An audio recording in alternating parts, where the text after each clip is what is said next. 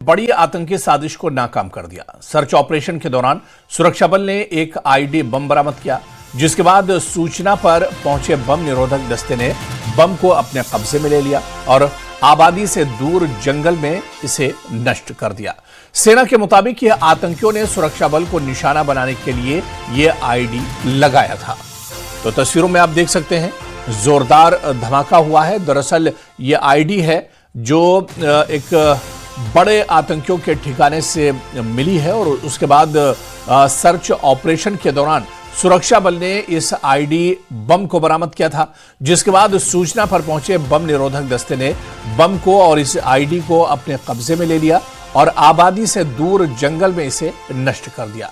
सेना के मुताबिक ये आतंकियों ने सुरक्षा बल को निशाना बनाने के लिए आईडी नस्ब किया था, लगाया था, लेकिन इसे सुरक्षा बलों ने और बम डिस्पोजल स्क्वाड ने इसे नष्ट कर दिया, तबाह कर दिया।